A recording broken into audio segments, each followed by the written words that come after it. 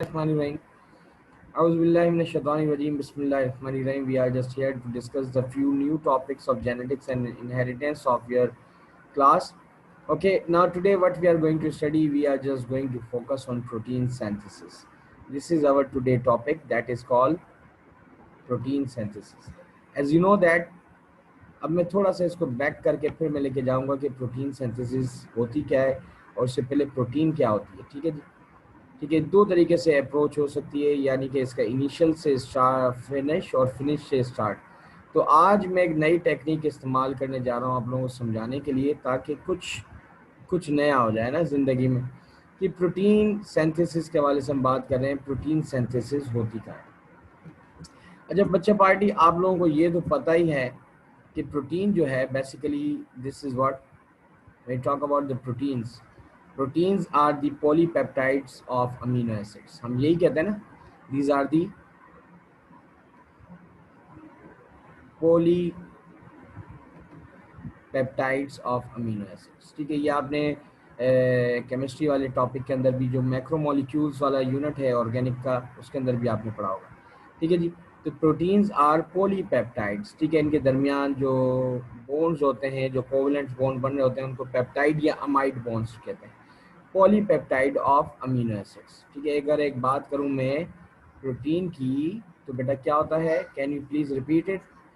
Protein is what, protein is something that is a long chain of amino acids और complex form of amino acids. ठीक है। अच्छा, हम protein को discuss करने नहीं बैठे हैं, लेकिन हमें थोड़ी बहुत बारे में इसके मालूमात होनी चाहिए कि प्रोटीन अमीनो एसिड्स क्या होते हैं। जब हम प्रोटीन की सिंथेसिस की बात करते हैं तो we must know amino acids के। अमीनो एसिड्स क्या होते हैं बेसिकली बेटा। अमीनो एसिड्स की अगर हम बात करते हैं तो अमीनो एसिड्स क्या हैं, they are the simple monomers और माइक्रोमोलिक्यूल्स, जिसके अंदर एक कार्बन होता है, कार्बन के साथ इसके चार कोवलेंट बॉन्ड्स होते हैं, ये आप लोगों को ही पता है। ठीक है जी। एक साइड के ऊपर आपके पास ये देखें, अब मैं इसको थोड़ा सा आपको ये कुछ रंग बिरंगी इसके कलर दे दूँ। ठीक है, वन साइड पे इसके ऊपर क्या होता है, इसके ऊपर एक साइड पे हाइड्रोजन अटैच होता है। ठीक है जी। थोड़ा सा इसको हम डार्क कर लेते हैं। एक साइड पे इसके क्या होता है, आपके पास हाइड्रोजन होता है, दूसरी साइड पे इसके ऊपर रेडिकल ग्रुप। रेडिकल ग्रुप से मुराद ये है कि this is also called the identity of an amino acid, यानी कि ह्यूमन के अंदर जो 20 अमीनो एसिड्स पाए गए और उन 20 अमीनो एसिड से लाखों किस्म की प्रोटीन बन सकती है। इसकी मिसाल इसे ले लें, इंग्लिश के कितने अल्फ़ाबेट्स हैं बताइए बेटा, इंग्लिश में कितने अल्फ़ाबेट्स हैं। 26। 26। उन 26 से कितने वर्ड्स बन सकते हैं, बहुत सारे। कैसे बन सकते हैं, जैसे CAT कैट है, अब इसकी सीक्वेंस चेंज कर दें तो ACT एक्ट हो जाएगा, नया बन जाएगा ना वर्ड। तो इन्हीं 20 अमीनो एसिड की सीक्वेंस को चेंज करके आपके पास बहुत सारी प्रोटीन्स बन सकती हैं। अब इसके एक साइड के ऊपर ये होता है, उसके ऊपर फिर एक साइड पे आपके पास एक चीज़ मौजूद होती है जिसको हम बोलते हैं कार्बोक्सिलिक एसिड। क्या होती है, कार्बोक्सिलिक एसिड, जिसको हम बोलते हैं COOH। ठीक है जी, इस वजह से इसको एसिड कहा जाता है। और दूसरी साइड पे इसके होता है नाइट्रोजन। आपको पता है नाइट्रोजन के ट्रिपल बॉन्ड्स होते हैं, एक साइड पे उसका ये बॉन्ड, एक ये बॉन्ड और एक ये बॉन्ड। ठीक है जी। ठीक है, इसी तरह से कार्बन के तो 4 बॉन्ड्स ही होते हैं, कोवलेंट बॉन्ड तो 2 तो इसने ऑक्सीजन के साथ बना लिए, एक इस ऑक्सीजन के साथ और एक ये इस वाले कार्बन के साथ बना लिए। और यहाँ पे इसके पास फ्री साइड्स पे क्या लगे होते हैं, हाइड्रोजन अटैच होता है। अच्छा बेटा, यहाँ पे आपके पास क्या हो गया, these are the amino acids है ना, ये एक अमीनो एसिड का मैंने स्ट्रक्चर बनाया।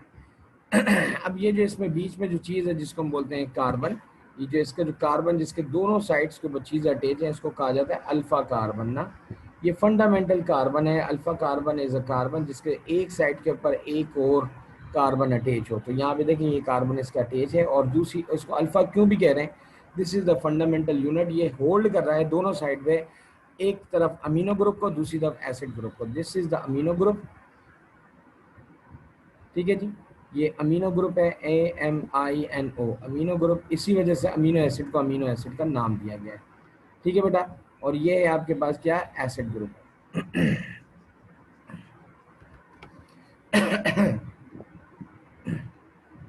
तो अब ये आपके पास ये अमीनो एसिड ग्रुप यहाँ पे अटैच्ड हो गया। अब बेटा यहाँ तक तो चीज़ आपकी समझ में आ गई होगी आपको, ये अमीनो एसिड का ग्रुप है, तो इसको अमीनो एसिड क्यों कहते हैं? This is carboxylic acid and this is amino group, that's why it is called,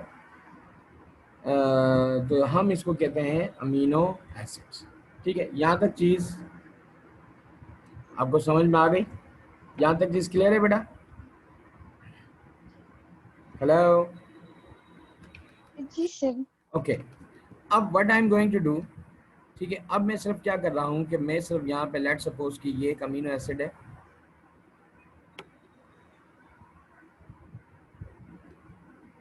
हम ये अमीनो एसिड्स की बात करते हैं, ठीक है। मैं इसकी तरफ एक तरफ ये देखें ये हाइड्रोजन दिस वन, और एक तरफ यहाँ पे मैं OH ग्रुप लगाता हूँ। मैं बाकी सारी चीज़ों को इधर से हटा दिया मैंने आपको just for the sake of understanding, ठीक है। अब यहाँ पे एक साइड पे OH ग्रुप है जो कि कार्बोक्सिलिक एसिड के साथ था, एक साइड पे ये हाइड्रोजन है जो कि अमीनो ग्रुप के साथ। इन दोनों की आपस में होती है बॉन्डिंग, ठीक है। इसी तरीके से एक और अमीनो ग्रुप बना देते, अमीनो एसिड हम बना देते हैं, हम इस दफ़ा अमीनो एसिड ये कर देते हैं, ठीक है। बाकी जो कॉम्प्लेक्स चीज़ें हमने उसको रिड ऑफ कर दिया, निकाल दिया वहाँ से ना।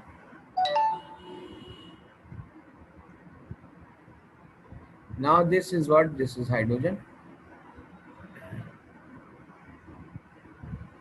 and this is OH. So बच्चे अब करना पता है क्या है, वो तो पता है क्या है, ये अमीनो एसिड्स आपस में मिलते हैं और एक बॉन्ड क्रिएट करते हैं। कैसे करते हैं? ये OH और ये H, ये दोनों आपस में मिल जाते हैं। जब ये आपस में मिल जाते हैं तो they produce what, they produce water which is called H2O। क्या बनाते हैं ये? वाटर बनाते हैं। क्या बनाते हैं बेटा? वाटर। ठीक है। अब बाकी जो आपके पास जो स्ट्रक्चर था वो कुछ इस तरह का रह गया। अब ये आपके पास स्ट्रक्चर था, ये एक अमीनो एसिड था, अब यहाँ से ये और इसका जो OH ग्रुप तो रिलीज हो चुका है, और दूसरी तरफ ये अमीनो एसिड था, इसका भी H ग्रुप रिलीज हो चुका है, अटैच, ठीक है जी ना। ये सब ये कहानी हो गई यहाँ तक। अब इनके दरमियान जो चीज़ थी वो तो H और OH वो तो निकल गए बाहर, अब वो बाहर निकल गए, वो तो वाटर मॉलिक्यूल बन चुका है। अब ये दोनों फ्री साइड्स होते हैं ना, दोनों फ्री साइड्स जो हैं आपस में आपके पास क्या करेंगे, they will make a bond या create a covalent bond, this is called peptide bond, ठीक है जी। क्या बनाएंगे? अब इसको बोलते हैं हम डाईपेप्टाइड। क्या बोलते हैं इसको हम? It's a dipeptide molecule. Dipeptide क्यों? क्योंकि इसके अंदर दो अमीनो एसिड्स मिल रहे हैं, ठीक है। It's a dipeptide molecule. इसी तरीके से एक और अमीनो एसिड मिल जाएगा तो ट्राईपेप्टाइड, फिर 4, फिर 5, फिर 10, बहुत सारे अमीनो एसिड्स मिल जाते हैं ना, तो उसको हम बोलते हैं पॉलीपेप्टाइड। पॉली का मतलब क्या होता है बेटा? मैनी। पॉली मीन्स क्या होता है? मैनी, मैनी पेप्टाइड, ठीक है। अब यहाँ तक चीज समझ में आ गई आपके? और ये जो बॉन्ड हमने यहाँ पे बनाया था, this bond basically this is called the peptide bond. इसको हम पेप्टाइड बॉन्ड भी बोलते हैं और इसको हम अमाइड बॉन्ड भी बोलते हैं। This is called the peptide linkage और पेप्टाइड बॉन्ड, ठीक है। पेप्टाइड लिंकेज और पेप्टाइड बॉन्ड। अब सवाल, अब ये देखें अमीनो, अब ये आपको पता चल गया कि प्रोटीन कैसे बनती है। प्रोटीन बनती है अमीनो एसिड से, अमीनो एसिड्स आपस में अटैच होते हैं, एक साइड से OH ग्रुप रिलीज होता है, दूसरी तरफ से हाइड्रोजन रिलीज होता है, और एक आपके पास मॉलिक्यूल बनता है। इसी तरह से एक लॉन्ग चेन बन जाती है जिसको हम कहते हैं polypeptide chain, this is called protein. यहाँ तक चीज क्लियर है? यहाँ तक चीज क्लियर है बेटा? जी सर। Okay, that's good. अब इसी तरीके से एक लॉन्ग चेन बन गई है प्रोटीन की ना, लेकिन सवाल ये उठ रहा है, अच्छा इस प्रोसेस को हम क्या रहे हैं? इसको हम बोल रहे हैं कंडेंसेशन पॉलीमराइजेशन या डिहाइड्रेशन प्रोसेस। डिहाइड्रेशन क्यों? क्योंकि इसमें से वाटर क्या हो रहा है, this water is released, this water is released या आउट, ये वाटर आउट हो रहा है ना इसमें से, इस वजह से इस प्रोसेस को डिहाइड्रेशन भी कह सकते हैं और हम इसको कंडेंसेशन रिएक्शन भी बोलते हैं। अब सवाल, दूसरा सवाल आता है, वो दूसरा सवाल बेटा ये आता है कि ये पूरा प्रोसेस हो कहाँ रहा है? ये पूरा का पूरा प्रोसेस होता है, सेल का एक पार्ट है जिसको हम बोलते हैं, क्या बोलते हैं, उस सेल के पार्ट को बोलते हैं हम, उस सेल के पार्ट को बोलते हैं राइबोसोम। ये जो प्रोटीन के सिंथेसिस का प्रोसेस है, ठीक है, वो इस चीज में हो रहा है। इसको बोलते हैं हम क्या, क्या बोलते हैं, जरा दोबारा मुझे बताएं, शाबाश। RIBOS, ribosome. Yes, ribosome. Ribosome को इसी वजह से प्रोटीन फैक्ट्रीज भी कहा जाता है। राइबोसोम को क्या नाम दिया जाता है, क्या नाम दिया जाता है, प्रोटीन फैक्ट्रीज। Protein factories. ठीक है, अब आपको प्रोटीन पता है, फैक्ट्री। ठीक है। अब सवाल ये उठता है, आपको मैंने क्या कहा कि जिस तरह से आपके पास 26 अल्फ़ाबेट्स हैं, ठीक है, इंग्लिश के। अब 26 अल्फ़ाबेट से जो है ना आपके पास क्या होते हैं कि सो मेनी वर्ड्स प्रोड्यूस हो सकते हैं, यानी कि जस्ट कैसे कि आप उसकी सिर्फ सीक्वेंस को चेंज करते जाएं और ये चीज़ होना शुरू हो जाएगी। अब बच्चे पार्टी यहाँ पे होता ये है मेरे बच्चों, मेरे आपको यहाँ पे ये समझने की ज़रूरत है कि ये सीक्वेंस क्रिएट कौन करता है। अमीनो एसिड्स की ये सीक्वेंस के आपके पास X amino acid, then Y amino acid, then Z amino acid, let's suppose कि 20 अमीनो एसिड जो ह्यूमन के अंदर हैं, ये 20 अमीनो एसिड से, या सेल्स के अंदर जो 20 अमीनो एसिड्स होते हैं, इनके अंदर से ये लाखों किस्म की प्रोटीन कैसे बन सकती है, उनकी सीक्वेंस कैसे चेंज हो सकती है। अब ये प्रोटीन फैक्ट्रीज को इंस्ट्रक्शन कहाँ से आती है, ये राइबोसोम को जो इंस्ट्रक्शन आती है ना, वहाँ पे एक चीज़ होती है जिसको हम बोलते हैं mRNA। क्या बोलते हैं, mRNA। मैं इसकी डिटेल में नहीं जा रहा हूँ, मैं इसके सिर्फ बेसिक कॉन्सेप्ट दे रहा हूँ, ठीक है जी। mRNA किसे कहते हैं हम, मैसेंजर RNA। ये मैसेज लेकर आ रहा होता है, क्या लेके आ रहा होता है, मैसेज। ये मैसेज जाके देता है राइबोसोम को, राइबोसोम को होता है भाईजान ये मैसेज आया है, इसके मुताबिक प्रोटीन बनानी है। अब राइबोसोम जो है इस मैसेज को खुद से कैसे वो करता है, प्रोटीन कैसे बनाता है, राइबोसोम खुद प्रोटीन नहीं बना रहा होता, बल्कि हेल्प लेता है प्रोटीन बनवाने में एक और चीज से, जिसका नाम आपके पास यहाँ मौजूद है, जिसको हम बोलते हैं टीआरएनए। क्या बोलते हैं उसको हम, टीआरएनए। क्या बोलते हैं, tRNA. I am just writing here, tRNA, transfer RNA. Basically transfer RNA her RNA के ऊपर जो होती है एक खास तरह का अमीनो एसिड होता है। इस ट्रांसफर आरएनए के ऊपर एक कोड होता है जिसको बोलते हैं ट्रिपलेट कोड। उस कोड के ऊपर एक खास अमीनो एसिड होता है, एक खास क्या होता है, अमीनो एसिड। मैं इसको जरा यहाँ पे इस तरह से करके बताता हूँ, ठीक है। क्या होता है बेटा, खास तरह का अमीनो एसिड होता है। हर ट्रांसफर आरएनए के ऊपर एक खास तरह का, उसके मैसेज के मुताबिक जो उसको मैसेज हुक्म मिलेगा कि भाई इस आप आरएनए को, अपना अमीनो एसिड को लेकर आ जाओ, ट्रांसफर आरएनए उसी अमीनो एसिड को लाके किसके हवाले कर देगा, उसी अमीनो एसिड को लाके किसके हवाले करेगा, राइबोसोम के हवाले कर देगा, ठीक है। यानी कि असल काम करने वाला है फैक्ट्री जो है वो है राइबोसोम। फैक्ट्री के अंदर जो सामान आ रहा है वो कौन लेके आ रहा है, जो उसकी लेबर है, वो लेबर जो है जो उसको रॉ मटेरियल ला के दे रही है वो कौन है, टीआरएनए, यानी मैसेंजर आरएनए। लेकिन सॉरी, टीआरएनए। लेकिन उस टीआरएनए को ऑर्गेनाइज कौन करेगा, अब राइबोसोम कौन से टीआरएनए को बुलाना है, it's up to the requirement. अब वो आती है मैसेंजर आरएनए की तरफ से, और लेकिन सवाल ये आता है कि मैसेंजर आरएनए जो इस सिंगल हेलिक्स है, ये सिंगल हेलिक्स आरएनए है, इसको मैसेंजर आरएनए को कौन बना रहा होता है,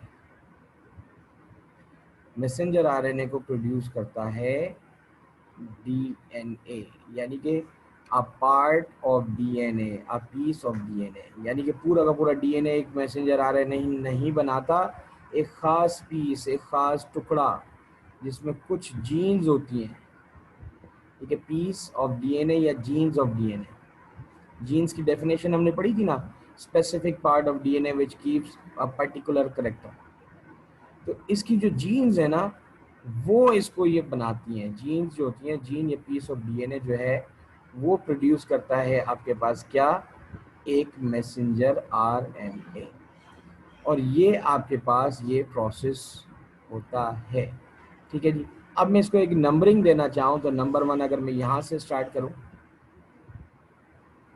डीएनए ने मैसेज दिया और प्रोड्यूस किया क्या, मैसेंजर आरएनए। अच्छा, डीएनए आपको पता है किस तरह का होता है, डीएनए इस तरह से डबल हेलिक्स स्ट्रक्चर होता है। ठीक है, a long train of double helix.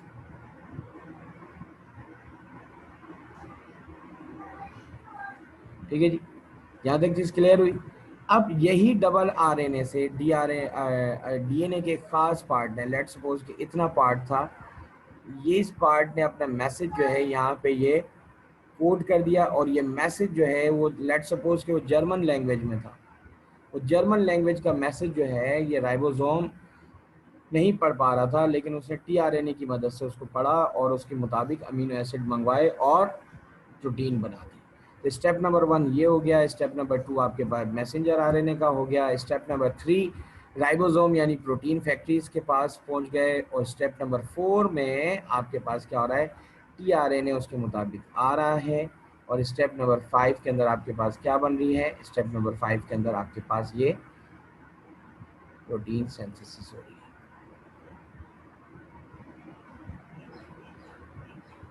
अब आपको समझ में आ गया प्रोटीन सिंथेसिस कैसे होती है। हेलो, ठीक है बेटा, कैन वी मूव फर्दर। आप इसका एक स्नैपशॉट ले लो या लिख लो। जी ठीक है, जी स्नैपशॉट ले लिया। सर। ठीक है, अब हम आ जाते हैं आगे की तरफ, जी चलते हैं। अब हम चलते हैं नेक्स्ट पार्ट की तरफ।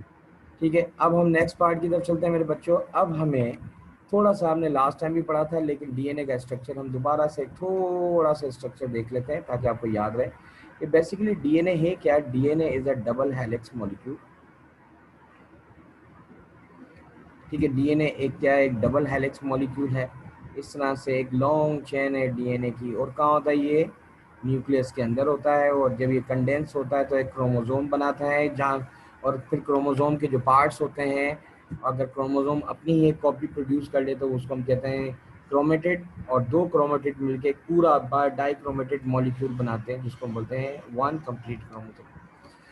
अब डीएनए के स्ट्रक्चर को अगर आप अंडरस्टैंड करना चाहते हैं तो आप इसको अनट्विस्ट करें। जब आप इसको अनट्विस्ट करते हैं तो आपको क्या नज़र आता है, आपको इस तरह से नज़र आता है कि एक आपके पास लाइन जो है वो यूं नीचे की तरफ जा रही है।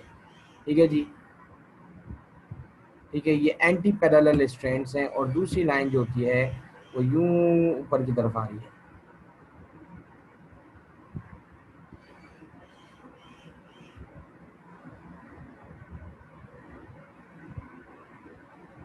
ठीक है, अब इन लाइंस के ऊपर अगर आप बात करते हो तो आपके पास क्या होता है कि लेट्स सपोज कि अब इसमें एक डीएनए का जो मॉलिक्यूल होता है, पॉलीपेप्टाइड चेन कहते हैं ना इसको हम। डीएनए के बारे में कहा जाता है डीएनए इज अ पॉलीन्यूक्लियोटाइड।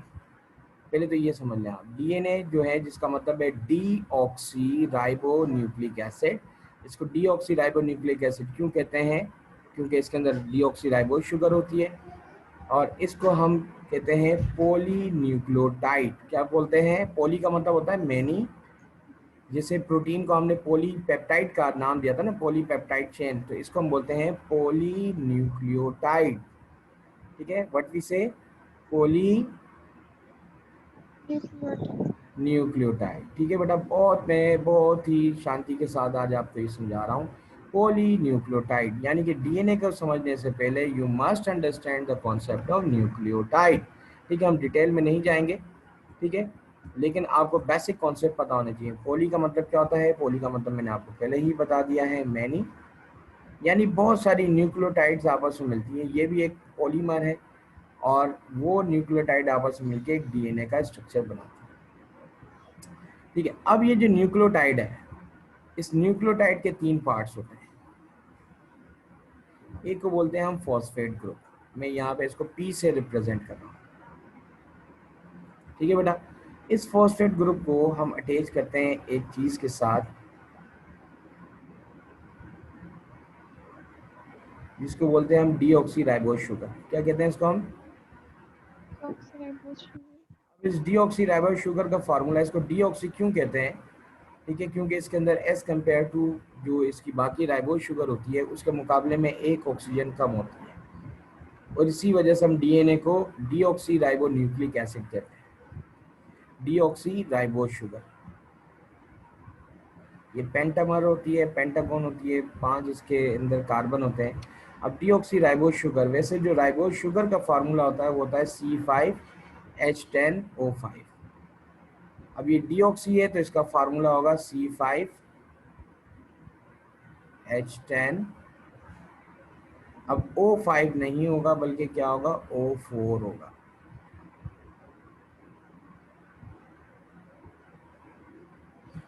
ठीक है, C5H10O4। ठीक है जी। अब यहाँ पे आपके पास इसके साथ अटैच होती है एक नाइट्रोजनस बेस। ये इसका एक रफ डायग्राम बना रहा हूँ मैं आपको ताकि इसको समझ में आ सके। एक होती है इसके अंदर क्या, nitrogenous base. N means nitrogen, क्योंकि इसके अंदर नाइट्रोजन होता है मौजूद। ठीक है, और एक बेस। ठीक है, अब ये नाइट्रोजनस बेस जो है ये 4 तरह की होती है। अब जो नाइट्रोजनस बेस है, basically there are 4 types of nitrogenous base. हम उनको एडिनिन भी बोल सकते हैं, जिसको हम ए से रिप्रेजेंट करते हैं। हम उनको थाइमीन भी बोलते हैं, जो कि जिसको हम टी से रिप्रेजेंट करते हैं। इनका मॉलिक्यूलर स्ट्रक्चर एक दूसरे से डिफरेंट होता है। ठीक है, मैं मॉलिक्यूलर स्ट्रक्चर इसका बिल्कुल डिटेल में नहीं जा रहा। हम इसको साइटोसिन भी बोलते हैं, जिसको सी से रिप्रेजेंट करते हैं, और हम इसको ग्वानिन भी बोलते हैं। ठीक है, अब यहाँ पे आपको न्यूक्लियोटाइड का स्ट्रक्चर समझ में आ गया। अब बेटा मैं यहाँ पे आ जाता हूँ कि ये आपके पास डीएनए क्या है, एक anti parallel double helix polynucleotide molecule है। क्या है डीएनए को, अगर मैं यहाँ पे आपको समझाने की कोशिश करूँ कि डीएनए बेसिकली है क्या। अगर मैं यहाँ पे लिखूँ डीएनए एस, ठीक है, ये इसका एब्रीविएशन क्या है, D oxy ribo nucleic acid, D oxy ribo nucleic acid. ठीक है जी, D oxy ribo nucleic acid हम एक्टिव। अब डीऑक्सी राइबो न्यूक्लिक एसिड जिसको हम बोलते हैं डीएनए। ठीक है जी। अब deoxy ribo nucleic acid is a anti parallel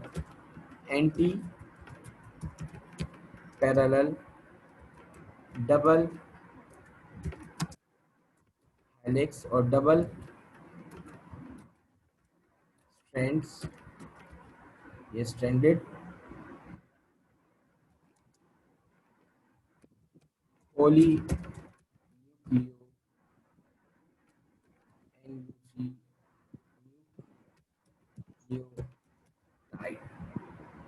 ठीक है, DNA is a polynucleotide antiparallel double helix molecule और डबल स्टैंडर्ड मॉलिक्यूल। ये डीएनए की आपके पास ये आ गई description.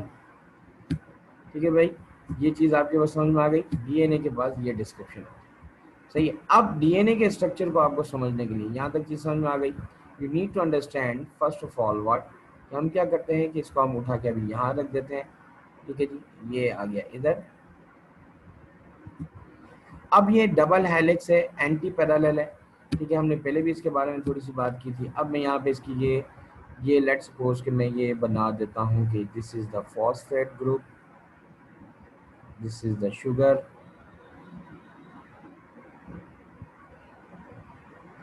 This is the nitrogenous base. वो नाइट्रोजनस बेस वो एडिनिन भी हो सकती है। ठीक है जी, there is another phosphate group, this is deoxyribo sugar, और ये आपके पास क्या हो सकती है, this is let's suppose this is thymine, this is another phosphate. ठीक है, ये डिफरेंट हो सकते हैं सीक्वेंसेस। ठीक है जी, अनदर ये आपके पास ये, अब ये एक ही मैं हेलिक्स की बात कर रहा हूँ। Let's suppose this is guanine, this is phosphate group, ये आपके पास एक और स्ट्रक्चर यहाँ बना दिया डीऑक्सीराइबोज शुगर का, ये हमने बना दी साइटोसिन ब्ला ब्ला ब्ला ब्ला ब्ला, यहाँ पे मैंने, ठीक है, ये एक साथ एक जैसी भी हो सकती हैं, cytosine cytosine cytosine, guanine guanine guanine, thymine thymine thymine, इस तरह की चीजें आ सकती हैं। ये मैंने एक और थायमिन बना दी, ठीक है। अब इसके एंटी पैरेलल का मतलब क्या है कि दूसरी जो हेलिक्स होगा ना, वो उस पर जो न्यूक्लियोटाइड्स होंगी वो इनकी एंटी पैरेलल होंगी, उल्टी होंगी। अब जैसे फॉस्फेट यूं है तो मैं इसको रिवर्स करके बनाने की कोशिश करता हूँ, like this is phosphate group, deoxyribose sugar है तो मैं इसको उल्टा बनाने की कोशिश करता हूँ यूं, ताकि आप लोगों को समझा सकें कि है क्या। और थायमिन जो होती है हमेशा वो दूसरी बेस के एडेनिन के साथ बनाती है, मैं इसको उल्टा करके यूं बनाता हूँ ए। अब समझ में आया इसको एंटी पैरेलल क्यों कहते हैं। और आपस में थायमिन और एडेनिन जो होते हैं वो बनाते हैं क्या, वो बनाते हैं 2 हाइड्रोजन बॉन्ड्स, ठीक है। फिर एक और हम यहाँ बनाए थे, ये आपके पास, फिर आपके पास इसी तरीके से एक फॉस्फेट ग्रुप हो गया,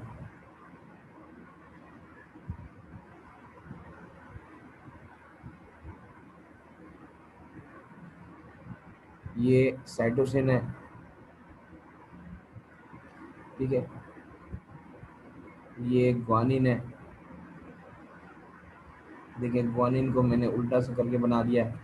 और इसके दरमियान में आपके पास क्या होता है, ये दोनों आपके पास किस चीज़ से जुड़ी हुई होती हैं, हाइड्रोजन बॉन्ड, लेकिन इनके दरमियान साइटोसिन और ग्वानिन के दरमियान या ग्वानिन या साइटोसिन के दरमियान ट्रिपल हाइड्रोजन बॉन्ड होते हैं। अच्छा बेटा, एक बड़ी मजे की बात ये है कि ये आपस में भी एक दूसरे के साथ अटैच होते हैं। This phosphate is also attach with this sugar, this with this with this with this, ठीक है।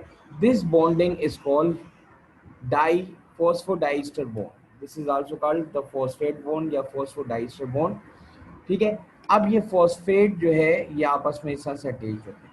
अब एक साइड पे आपने हमेशा देखा होगा कि डीएनए के एक तरफ लिखा होता है 3 प्राइम, दूसरी तरफ लिखा होता है 5 प्राइम, ठीक है। व्हाट डज इट मीन कि आपके पास एक साइड में फॉस्फेट थर्ड कार्बन के साथ जुड़ा हुआ है, उसके लास्ट में जो फॉस्फेट है वो fifth carbon of deoxyribose sugar के साथ जुड़ा हुआ है। जबकि इसके कंपेयर में अगर ये 3 प्राइम है तो ये दूसरी वाली साइड क्या होगी, दिस इज कॉल्ड 5 प्राइम, ठीक है। इसका ये फिफ्थ कार्बन के साथ जुड़ा होगा और उसके लास्ट के अंदर जो आपका जो फॉस्फेट होगा लास्ट वाला, वो थर्ड कार्बन के साथ जुड़ा हुआ होगा। लेट्स सपोज कि मैं यहाँ पे इधर बनाता हूँ ये फॉस्फेट, ठीक है जी, इसके साथ ये डीऑक्सीराइबोज, ठीक है, और ये एडेनिन था। अब यहाँ पे इसके अगेंस्ट के अंदर क्या होगा, इसके अगेंस्ट में होगा थायमिन, देखिए थायमिन को मैं उल्टा करके बना दिया। अब पता है एडेनिन और थायमिन के दरमियान में कौन सी आपकी बॉन्डिंग होती है, डबल हाइड्रोजन बॉन्ड होती है, बाकी सारी ये कोवेलेंट बॉन्ड्स होते हैं, ठीक है जी। अब इसी तरीके से एक और मैंने यहाँ पे फॉस्फेट, यहाँ पे देखें ये फॉस्फेट ग्रुप है। अब समझ में आ रहा है इसको एंटी पैरेलल क्यों कहते हैं, एक दूसरे के पैरेलल होती हैं लेकिन उल्टी चल रही होती हैं, एक टॉप टू बॉटम जा रही होगी तो दूसरी बॉटम टू टॉप आ रही होगी।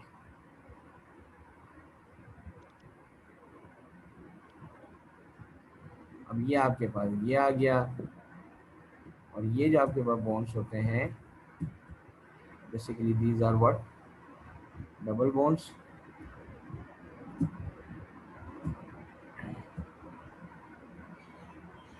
ठीक है जी। फिर आपके पास ये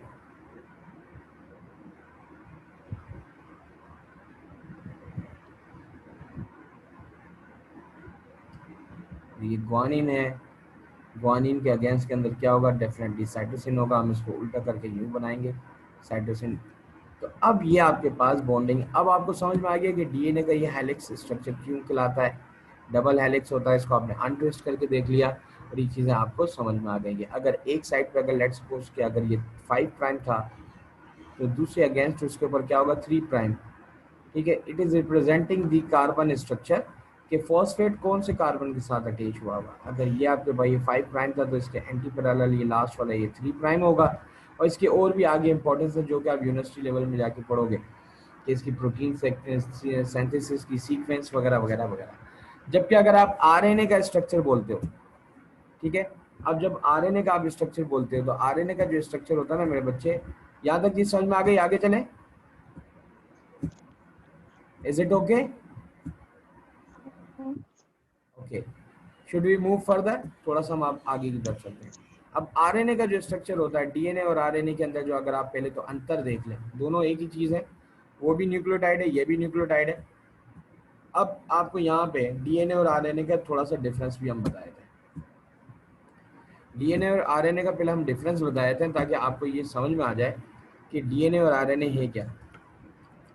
डीएनए इसको बोलते हैं deoxy ribo nucleic acid. Deoxy ribo nucleic acid है, ये न्यूक्लिक एसिड एसिड, ठीक है, इज ए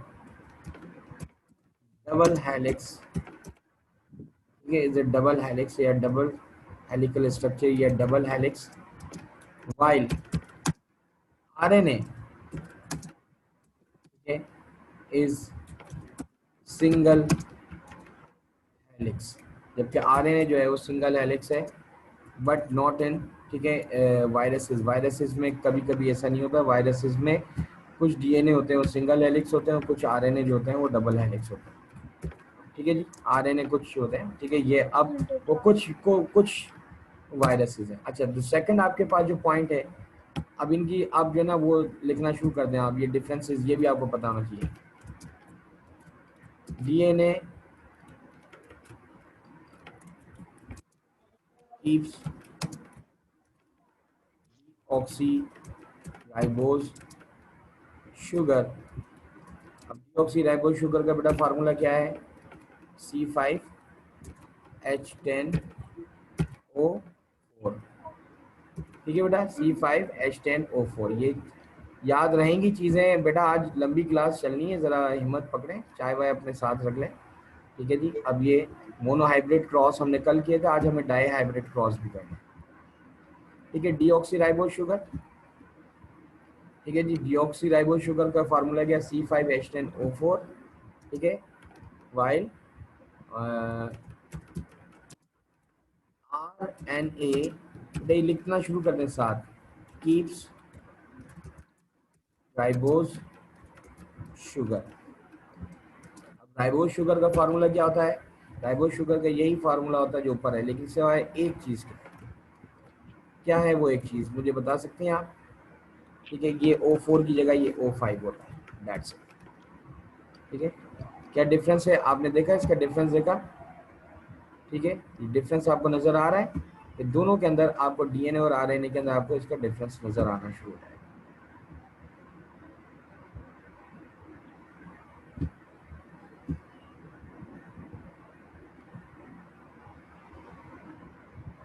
ठीक है जी।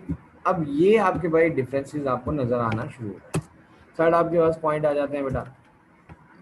थर्ड पॉइंट आपके पास वही हमने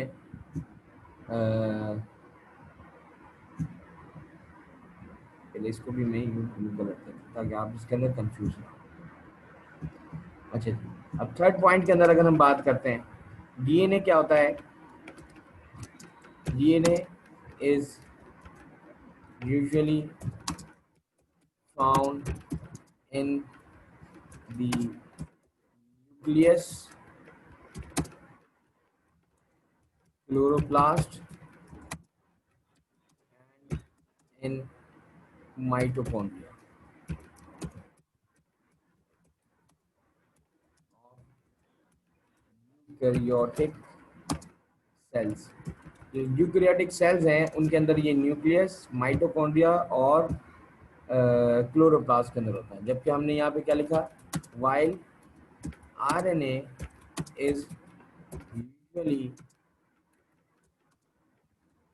फाउंड इन दी साइटोप्लाज्म,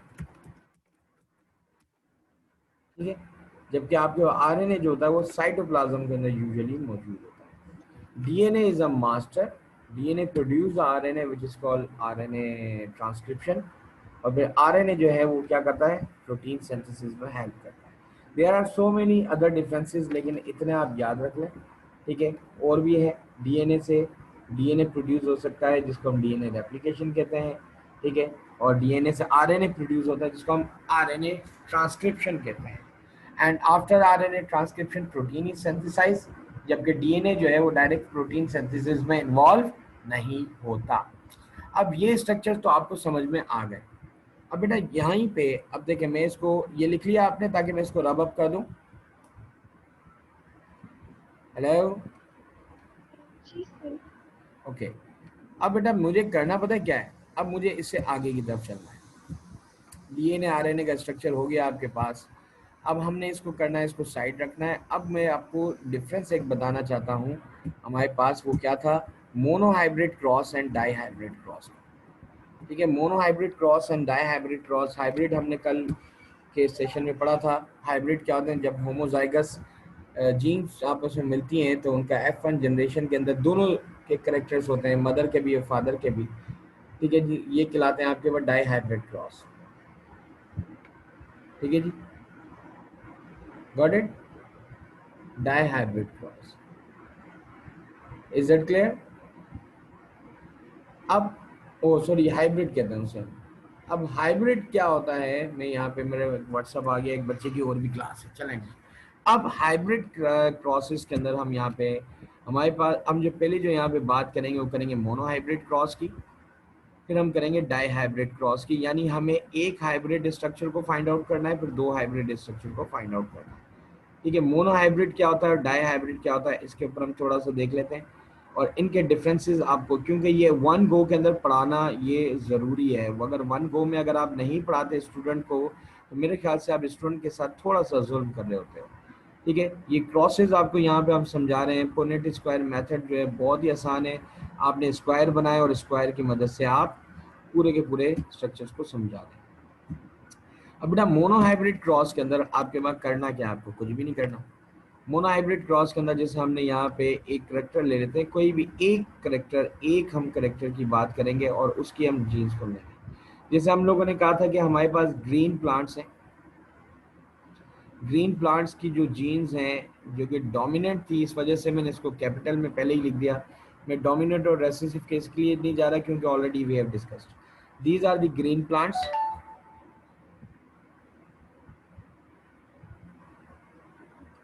ठीक है। और फिर उसके बाद आपके पास क्या है, ये येलो आपके पास जो है प्लांट्स को,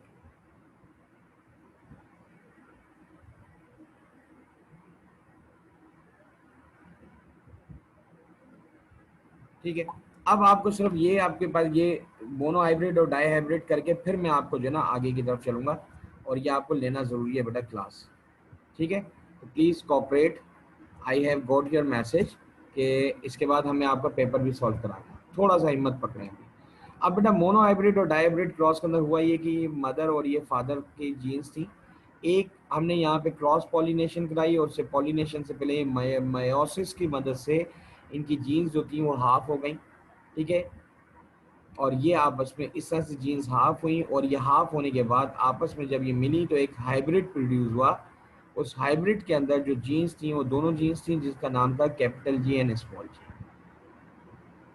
अब बेटा ये कैपिटल जी और स्मॉल जी जो है ये हाइब्रिड था, लेकिन ये जो आपके वहाँ हाइब्रिड था दिस इज आल्सो ग्रीन, ठीक है। अब ये ग्रीन था। अब इसके अंदर आपको करना क्या है कि थोड़ा सा इसको हम देखते हैं फिर हम आगे की तरफ चलेंगे। अब ये ग्रीन प्लांट था, ये थी इसकी F1 जनरेशन, यानी फर्स्ट जनरेशन इसकी आपने फर्स्ट फ्लेलेल जो है प्रोड्यूस कर दी। अब सेकंड जनरेशन के अंदर हम क्या करते हैं कि F1 को F1 से ही क्रॉस करा देते हैं। अब आपके पास ये सेल्फ फर्टिलाइजेशन, और ये सेल्फ फर्टिलाइजेशन के अंदर आपकी जीन्स होती कैपिटल जी स्मॉल जी को हमने करना क्या है, आपस में ही क्रॉस कराना है। यानी सेल्फ फर्टिलाइजेशन उसी प्लांट के एंथर को उसी प्लांट के फ्लावर के साथ स्टिग्मा के साथ हमने क्रॉस करा दिया। अब ये F2 जनरेशन हम प्रोड्यूस कर रहे हैं। तो F2 जनरेशन के लिए हम लोगों ने पुनेट स्क्वायर मेथड होता है हमारे पास, बहुत आसान है। अब हमारे पास एक पेरेंट था जिसने हमने यहाँ पे इसकी जीन्स जो थी कैपिटल जी एंड स्मॉल जी, ये दोनों आपस में क्या हो गई, रिड्यूस हो गई मियोसिस की वजह से।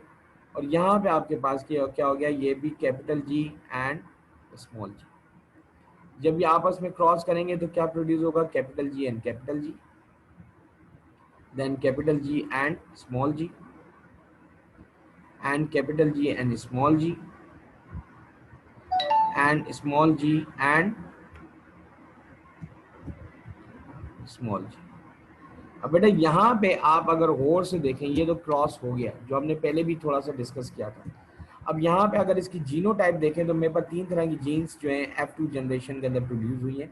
एक कैपिटल जी है, एक कैपिटल जी एंड स्मॉल जी है, और एक स्मॉल जी और स्मॉल जी है। तो इसकी जीनोटाइप अगर मेरे सामने नजर आ रही है तो वो जीनोटाइप क्या है आपके पास, ये कैपिटल जी और कैपिटल जी जो है ये सिर्फ एक ही जीन्स है आउट ऑफ 4, कैपिटल जी और स्मॉल जी जो है ये 2 जीन्स हैं आउट ऑफ 4, और स्मॉल जी और स्मॉल जी जो है ये 3 जीन्स हैं आउट ऑफ 4। तो इसकी जो जीनोटाइप यानी जो जेनेटिक स्ट्रक्चर या जीन अपेरेंस जो है वो मेरे पास जो F2 जनरेशन की आ रही है वो क्या आ रही है, वो आ रही है आपके पास, अल्लाह आपका भला करे, दैट इज 1:2:1, दैट इज 1:2:1।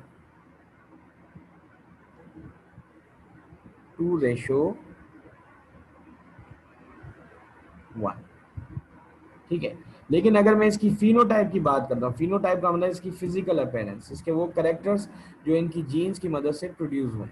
अब मैं इसकी फिनोटाइप की बात कर रहा हूँ।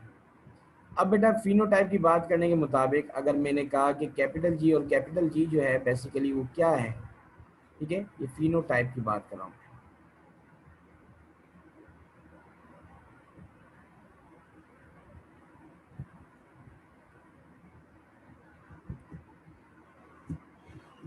मैं इसकी अब फिनोटाइप की अगर मैं बात करता हूँ तो फिनोटाइप अगर आप गौर से देखें, ये कैपिटल जी और कैपिटल जी स्मॉल जी, ये किसको रिप्रेजेंट कर रही है, ग्रीन कलर को रिप्रेजेंट कर रही है, ग्रीन प्लांट्स को या ग्रीन फ्लावर्स को या ग्रीन लीव्स, जो भी मैंने इसके करेक्टर लिए थे। जबकि ये आपके पास स्मॉल जी जो है ये येलो फ्लावर के लिए या येलो जीन्स के लिए या फिर ये येलो आपके पास प्लांट्स के लिए हमने प्रोड्यूस किया था, जिसके फ्रूट्स जो हैं वो येलो कलर में प्रोड्यूस हो रहे हैं। अब इसके पास अगर देखा जाए तो मेरे पास टोटल कितने ग्रीन प्रोड्यूस हुए हैं, 3, और टोटल मेरे पास कितने जो हैं अपना येलो प्रोड्यूस हुए हैं, 1। This is called what, this is called, आपको हम ये कहते हैं क्या, इसको बोलते हैं, अल्लाह आपका भला करे, this is the 3:1, this is the 3:1, and this 3:1 is basically what, this is the phenotype, this is what, this is the phenotype। जी अच्छा बेटा, अब ये तो मोनो हाइब्रिड क्रॉस था ना, अब मैं आपको एक और हाइब्रिड क्रॉस के अंदर हम क्या करता हूँ, हम 2 कैरेक्टर्स को एक साथ मर्ज कर देते हैं। अब ठीक है, अब आपको यहाँ पे पता चल गया इसके अंदर इसका जीनोटाइप 1:2:1 है, फिनोटाइप 3:1 है, और दोनों प्लांट्स के जो पेरेंट्स हैं वो होमोजाइगस थे। होमोजाइगस का मतलब सेम जीन्स थी, एक डोमिनेंट था एक रिसेसिव था। अब लेट सपोज कि अगर मैं कराता हूँ डाई हाइब्रिड क्रॉस, अगर मैं इसके अंदर डाई हाइब्रिड क्रॉस करा देता हूँ, इसके सामने ही रख देता हूँ, डाई हाइब्रिड क्रॉस के अंदर मेरे पास 2 आपके पेरेंट्स ले लेता हूँ, एक कैपिटल जी जिसमें ग्रीन कलर के फ्रूट्स जैसे प्रोड्यूस हो रहे हैं, और उसके अंदर capital R and capital R, और उनके जो सीड्स हैं वो राउंड है, सीड्स जो हैं वो क्या है, राउंड है, होमोजाइगस है पेरेंट, और दोनों ही जीन्स इसके बाद डोमिनेंट है।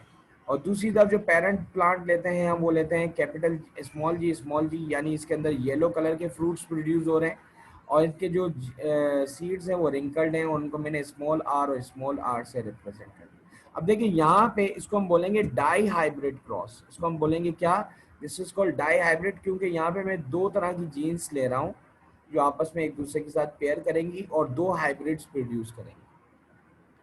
अब इसका मैं जो है ना यहाँ पे देखें, इसका मैं पुनेट स्क्वायर डायरेक्ट बनाता हूँ इधर, ताकि आपको यहाँ पे पता चल जाए कि पुनेट स्क्वायर के जरिए क्या होगा। अब यहाँ पे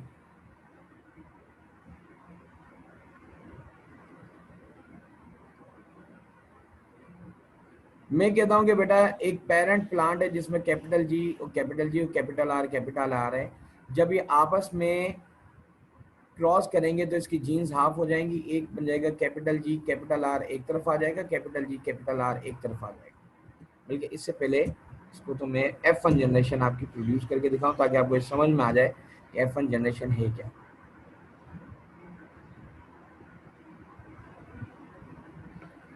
पहले तो F1 जनरेशन करते हैं, खुद ब खुद ही आपको समझ में आ जाएगा कि मोनो हाइब्रिड किसे कहते हैं और डाई हाइब्रिड किसे कहते हैं।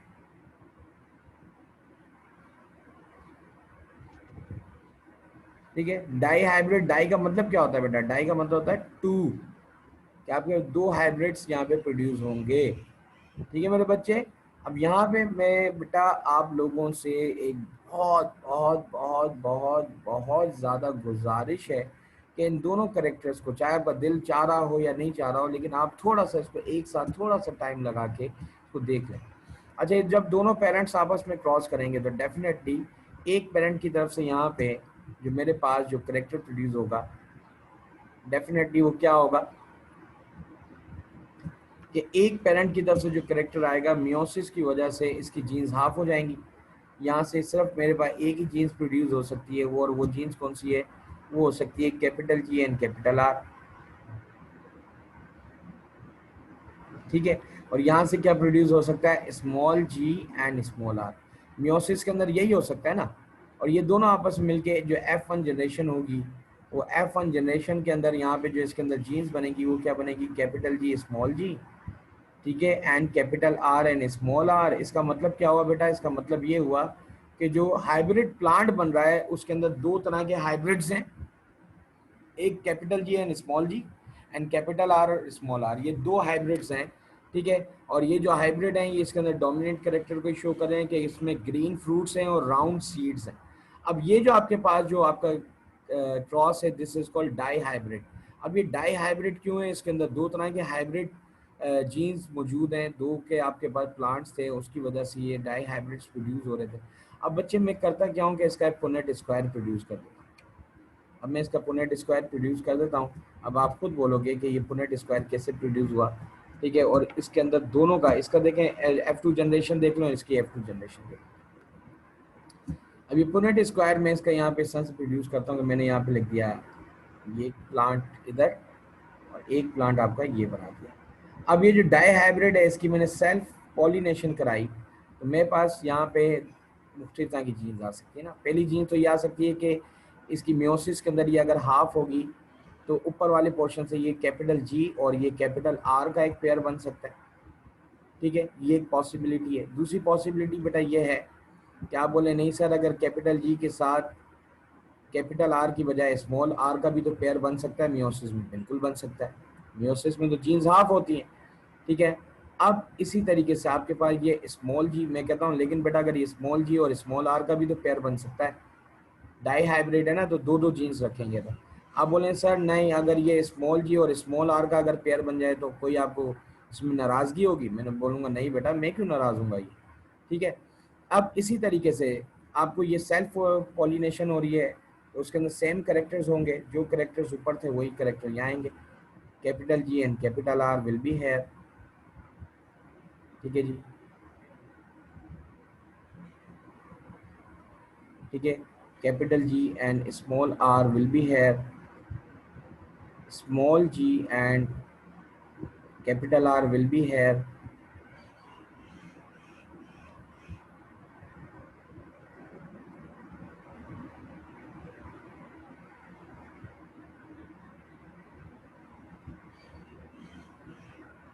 लास्ट के अंदर आपके पास क्या होगा? Small G and small R. अब जरा आप इसका रेशो बनाएं और जरा जल्दी जल्दी मुझे बताएं। देखें, कैपिटल जी एंड कैपिटल जी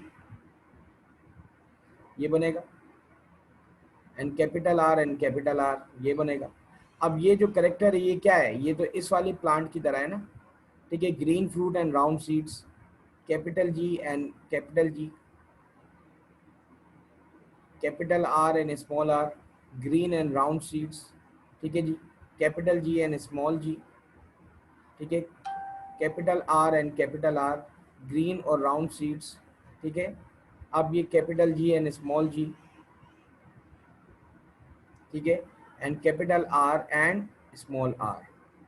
ठीक है, ग्रीन एंड राउंड सीड्स। अभी तक ये ग्रीन एंड राउंड बन रहे थे, लेकिन यहाँ पे एक बड़ी मजे की बात अभी आपके सामने नजर आना शुरू हो जाएगी। अभी तक ये जो करेक्टर जो था F1 के अंदर ये क्या था? ये था ग्रीन एंड राउंड सीड्स, ठीक है, ग्रीन फ्रूट्स थे और राउंड सीड्स थे। अब ये ग्रीन एंड राउंड सीड्स जो थे वो यहाँ पे आपको ये नज़र आ रहे हैं, लेकिन अब इनका जो करेक्टर है ना, इसको आगे की तरफ लेके चलते हैं तो आपको पता चलेगा। That is capital G, capital G, capital R, small R, green and round seeds, capital G and small G, ठीक है जी, capital R and capital R, green and round, ठीक है जी, capital G and small G, capital R and small R, ठीक है जी, ये इसको स्मॉल, ये capital G and capital R and small R, green and round. लेकिन यहाँ पे एक बड़ी मज़े की बात होने वाली है अभी, capital G, capital G, small R and small R. यहाँ पे मैं थोड़ी देर के लिए रुक रहा हूँ बेटा, देखें एक नया करेक्टर प्रोड्यूस हो गया और इसको मैं यहाँ पे इधर हाईलाइट कर रहा हूँ। कैपिटल जी किसके लिए है? ग्रीन के लिए। और स्मॉल आर किसके लिए था? रिंकल्ड सीड्स के लिए। अब देखें ये हाइब्रिड में, इस हाइब्रिड के अंदर तो ये करेक्टर था ही नहीं है जी, इस हाइब्रिड में तो ग्रीन और राउंड थे ना, दोनों डोमिनेंट। अब यहाँ पे जब डाई हाइब्रिड क्रॉस होता है तो यहाँ पे एक बड़ी मजे की बात ये देखने की है कि आपके पास डोमिनेंट के साथ रेसेसिव करेक्टर्स भी अलाइन हो सकते हैं। तो इसका मतलब क्या हुआ कि व्हेन मियोसिस हैपन, और मियोसिस में जब जीन्स हाफ होती हैं तो उनकी मर्जी होती है कि जब वो क्रॉस कर रही होती हैं तो कौन सी जीन्स कब एक्सप्रेस होगी, ठीक है। इसको हम कहते हैं law of independent assortment. Law of का मतलब कानून है, इंडिपेंडेंट का मतलब आज़ाद, शॉर्ट का मतलब है ग्रुप करना, कि भाई ये कौन सी जीन किसके साथ ग्रुप बनाने। हमने तो पेरेंट्स यहाँ पे देखे दोनों डोमिनेंट थे, इस तरफ ये डोमिनेंट है, ये रेसेसिव है, लेकिन यहाँ पे एक डोमिनेंट कैरेक्टर एक रेसेसिव के साथ आ गया और दोनों ने अपने आप को एक्सप्रेस कर लिया। अब आ जाते हैं हम दूसरी तरफ, देखिए capital G small G, the same character, capital G small G and capital R and small R. मजा आ रहा है इसको करते हुए बेटा? जब तक ये आप प्रैक्टिस नहीं करोगे ना, ये दिस इज नॉट द रट्टा, ठीक है। और ये बड़ी मजे की चीज है। अब देखें ये capital G small G and small R, फिर इसको मैं हाईलाइट कर रहा हूँ। अब देखें ये एक हाइब्रिड, एक और आपकी नई जीनोटाइप प्रोड्यूस हो गई। ये मैं नहीं बता रहा, ये बेटा आपकी ये मैथमेटिक्स के अंदर ये जो स्टेटिस्टिक और ये हम कर रहे हैं ना कैलकुलेशन, इसमें देखें। अब ये कैपिटल जी स्मॉल जी, ये तो ग्रीन कलर को प्रोड्यूस कर रही है, ये रेसेसिव आ गई gene, small R small R. चलें जी आगे चलते हैं, आगे चलते हैं, हम दोबारा देखते हैं। थोड़ा सा ये टाइम कंज्यूमिंग है but it will help a lot. अब देखिए कैपिटल जी स्मॉल जी, ठीक है, कैपिटल आर,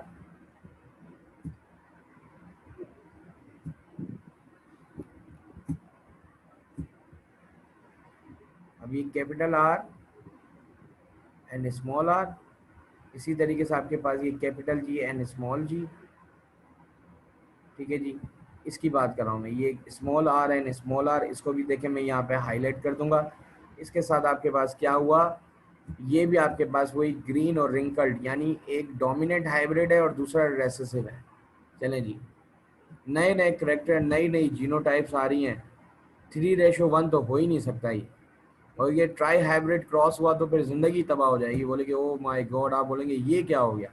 लेकिन अल्लाह ताला की कुदरत देखें और इंसान का जहन देखें, इंसान आहिस्ता आहिस्ता उन चीज़ों को मुसख्खर कर रहा है और अल्लाह ताला ने खोल दी हैं चीज़ें, लेकिन still we are on the point कि हमें कुछ भी नहीं पता, ठीक है। जब भी हम एक कदम आगे चढ़ते हैं तो हमें पता चलता है कि हम एक कदम और पीछे की तरफ हैं, क्योंकि अल्लाह ताला की इतनी हकाइक हैं कि हम उस तक पहुँच ही नहीं सकते। लेकिन अल्लाह ताला ने ओपन कर दी ना चीज़ें हमारे लिए। अब देखें ये स्मॉल जी था, इस स्मॉल जी के साथ मिला तो स्मॉल जी स्मॉल सी, और कैपिटल आर कैपिटल आर। अब मैं इसको ग्रीन कलर के साथ रिप्रेजेंट कर रहा हूँ। बेटा जी स्मॉल जी किसको रिप्रेजेंट करता था? येलो कलर के फ्रूट को। और कैपिटल आर ये तो आपके पास वो है, डोमिनेंट जीन है राउंड सीड्स की।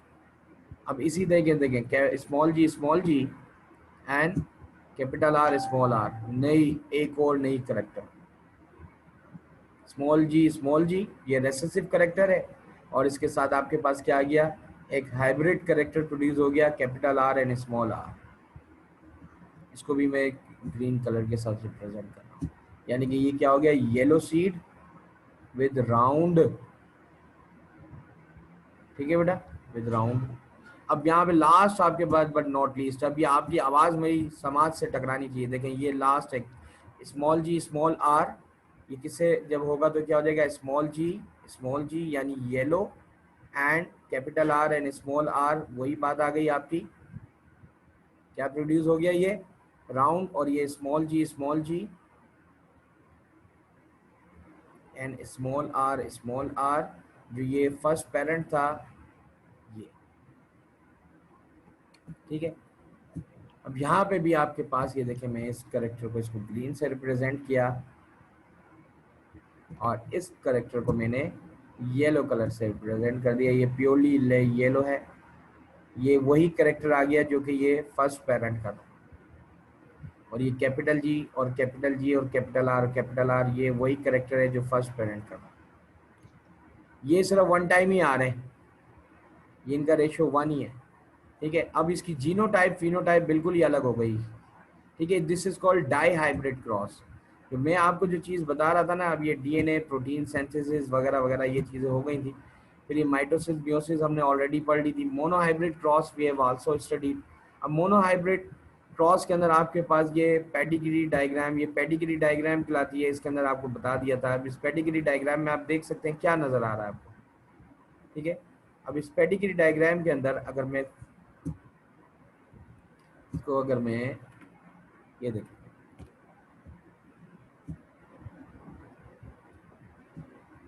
इसमें क्या हो रहा है, ये दो आपके पास पेरेंट्स है, एक डोमिनेंट है एक रेसेसिव है, दोनों में सेम जीन है और इनके करेक्टर्स आ रहे हैं। तो अब इसका मतलब क्या है कि डोमिनेंट और रेसेसिव दोनों जीन है, ये सिर्फ रेसेसिव, ये डोमिनेंट रेसेसिव है, ये मोनोहाइब्रिड क्रॉस है, ठीक है। अब ये इस तरह के आपके पास डायग्रामेटिक स्ट्रक्चर जो है वो आ सकते हैं आपके क्वेश्चंस के अंदर, ठीक है। इस तरह के आपके पास क्या होते हैं, डायग्रामेटिक स्ट्रक्चर जो है प्रोड्यूस हो सकते हैं, ये आपसे पूछे जा सकते हैं। मोनोहाइब्रिड क्रॉसेस ये हमने बता दी, ठीक है। को डोमिनेंस, और इसके अंदर हाँ ये एक टॉपिक है, इसको मैं थोड़ा सा बाद में लेके चलता हूँ, ठीक है जी। ये देखें, ये थोड़ा सा आपको ये करेक्टर जो है ना, इसमें आपको जो है हम बता रहे हैं जा रहे हैं, ये देखें, ये आपके पास क्या किया जा रहा है, ये एक प्लांट का फ्लावर है, उसकी जो एंथर्स थे उनको रिमूव कर दिया है ताकि उसके पॉलन्स ना आ सकें, और दूसरे प्लांट के फ्लावर के एंथर से ये देखो यहाँ पे हम लोगों ने इसको ट्रांसफर कराया है, यानी कि क्रॉस पॉलिनेशन करा रहे हैं, ठीक है। सेल्फ पॉलिनेशन हो ही नहीं रही यहाँ पे, क्यों नहीं हो रही, क्योंकि इसके एंथर्स रिमूव कर दिए गए। अब इनका जो रिजल्ट आ रहा है आपके सामने मौजूद है, आपका जो रिजल्ट आ रहा है, जो इसके अंदर सीड थे जो सेल्फ पॉलिनेशन के अंदर वो राउंड थे, ठीक है, ये येलो कलर के सीड थे, ठीक है। ये शीट का शेप और कलर ये राउंड एंड येलो, इसके फ्लावर्स पर्पल थे, ठीक है, इसके फ्लावर की पोजीशन एक्सियल थी। अब ये वो जेनेटिक करेक्टर्स थे जो कि डिफरेंट जीन्स की वजह से प्रोड्यूस हुए, डिफरेंट आपकी क्या है, जीन्स की वजह से प्रोड्यूस हुए, ठीक है मेरे बच्चे। अब ये चीज़ें आपको ये बड़ी इंटरेस्ट देंगी और बोलेंगी कि ये देखें इनके आपस में इनकी डिफरेंट जीन्स थी और ये आपस में मिक्स होते गए, और कुछ ये डोमिनेंट जीन्स है, कुछ ये क्या है, रेसेसिव है। अब यहाँ पे आपके पास खुद देखें, राउंड एंड येलो सीड्स का मतलब क्या था कि ये डोमिनेंट जीन्स थी जिनमें राउंड कलर की सीड्स जीन्स थी, कैपिटल आर, और ये आपके पास रेसेसिव जीन्स थी स्मॉल जी जिसको हमने नाम दे दिया था। अब ये रिंकल्ड, ये इस तरह के सीड्स हैं, और ये आपके पास ग्रीन एंड ब्राउन सीड्स हैं। तो इसका मतलब क्या, this is dihybrid cross, that you must understand that what kind of things are them, ठीक है, लाइक दिस। अब ये आप इसको गौर से देखें, ये आपके भाई शक्ल, ये तस्वीर, ये फर्स्ट जनरेशन है, ये शॉर्ट प्लांट है, ये टॉल प्लांट है, दोनों का आपस में क्रॉस कराया, सारे के सारे टॉल आए। तो मुझे इस रिजल्ट से पता चल गया कि ये tall plant is a dominant gene. जब इसकी सेल्फ अपना पॉलिनेशन कराई हमने, तो हमारे पास पता चला कि सारे के सारे टॉल थे सिवाय एक के, तो ये 3:1 इस तरह से बना। उसको हम लोगों ने रिप्रेजेंट कर दिया अल्फ़ाबेटिकल ऑर्डर के अंदर, उसको हमने रिप्रेजेंट कर दिया अल्फ़ाबेटिकल ऑर्डर के अंदर। यहाँ तक चीज़ आपको समझ में आ रही है, आसान है ये, ठीक है। अब हम इससे आगे की तरफ चलते हैं। अब इससे आगे वाली कहानी जो आपको मैंने भेजी थी, इसके अंदर भी देखिए आपके पास ये टॉल प्लांट और ये जो शॉर्ट प्लांट था, इसको हमने नाम दे दिया। हमें पता है जीन्स जो होती हैं वो पेयर की शक्ल में होती है, हमने कहा एक प्लांट के अंदर जो टॉल प्लांट है क्योंकि डोमिनेंट है, हमने इसको कैपिटल टी, जो शॉर्ट वाले को हमने स्मॉल टी का। अब इसकी जो फर्स्ट जनरेशन आई तो इसमें हाफ जीन्स इसकी होंगी, हाफ इसकी होंगी। अब अगर ये टॉल है तो इसका मतलब है कि इसके डोमिनेंट जीन्स की हाफ कैपिटल टी और इसकी हाफ स्मॉल टी यहाँ पर आ गई। अब इसकी F2 जनरेशन हम लोगों ने कराई तो आपके पास F2 जनरेशन यहाँ पे आपको नजर आ सकती है। देखिए F2 जनरेशन के अंदर आपके पास सेल्फ फर्टिलाइजेशन, सेल्फ पोलिनेशन कराई, तो यहाँ पे इसके अंदर 3 टॉल और एक शॉर्ट आ रहे थे। अब हमने उसको सिर्फ जेनेटिक्स में थोड़ी सी मैथमेटिक्स इन्वॉल्व की और उसको हमने रिप्रेजेंट कर दिया कि ये रेशो इस तरह से आ सकता है। ठीक है, इन चीज़ों को आपको पढ़ना है, करना है। अब आप मुझे ज़रा जल्दी जल्दी बताएं, पुनेट स्क्वायर मेथड यहाँ पे आपके पास मौजूद है। एक कैपिटल टी स्मॉल टी है और स्मॉल टी है, दोनों का करेक्टर क्या आएगा, वो ये आएगा। ये पॉसिबल जीन्स होंगी, सब की सब क्या होंगी, वो कैपिटल टी स्मॉल टी होंगी, यानी सब की सब टॉल होंगी। ठीक है, Yes. अब ये आपके पास ये पेडी डायग्राम थी। अब जरा इसको बताएं कि इस पेडी डायग्राम के अंदर इस तरह की डायग्राम आपके पास एग्जाम में आती है। पहले तो ये प्रैक्टिस क्वेश्चंस हैं जो कि आपको मुझे करके भिजवाने हैं। In a pea plant round peas are dominate over wrinkle peas, use a Punnett square to predict the phenotype and genotype outcome. ये मैंने आपको व्हाट्सएप कर दिया बेटा, आपको ये मुझे आज सॉल्व करके भिजवाने हैं। ठीक है, ये Okay. पूरे इसके अंदर ये करेक्टर है। अब ये पेडी डायग्राम ये थोड़ी सी मुश्किल लगती है, लेकिन जब आप इसको सिर्फ मैं कह रहा हूँ एक साथ 3 घंटे दे दें आप स्टडीज को ना, जेनेटिक्स के चैप्टर को एक साथ 3 घंटे देते हैं प्रैक्टिस के लिए, वो 3 घंटे आपके 30 साल के बराबर हो जाएंगे। वो आपको 30 साल तक याद रहेगी चीज़, क्योंकि इसमें कोई रट्टा नहीं लगता है, इसमें सिर्फ और सिर्फ आपकी प्रैक्टिस होती है, जस्ट लाइक मैथमेटिक्स। अब देखिए ये पेडी डायग्राम थी, इसके अंदर आपके पास ये देखें, ये आपके 2 पेरेंट्स हैं। एक राउंड के जरिए इसको मैं आपको ये देखिए,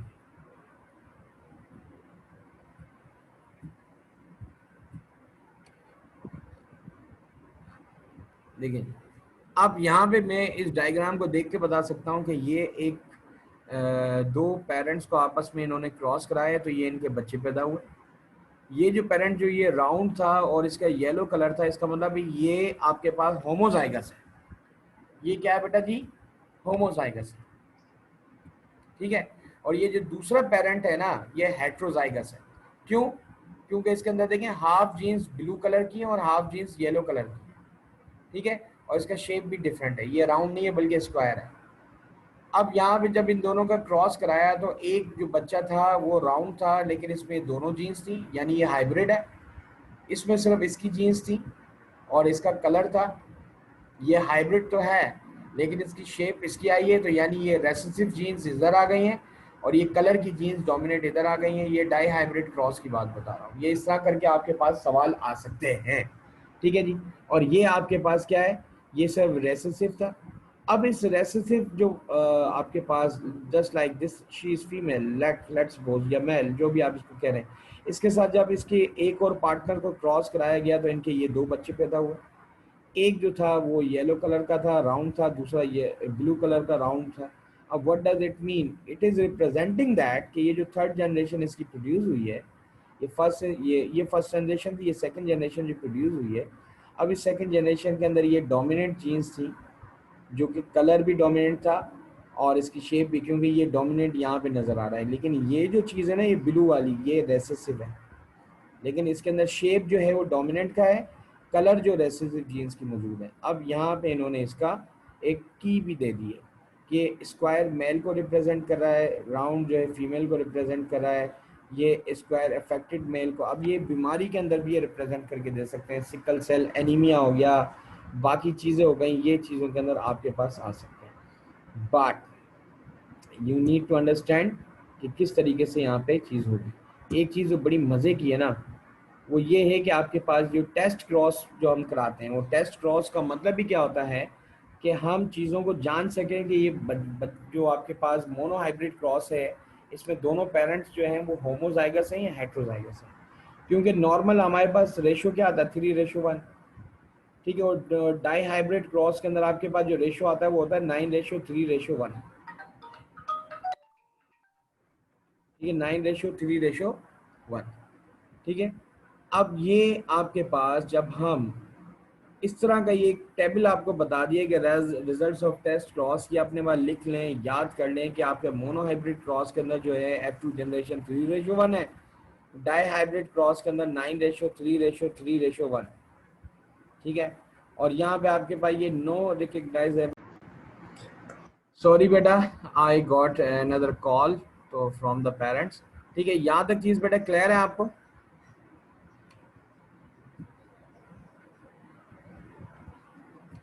The things are clear? Hello? Hello? Okay.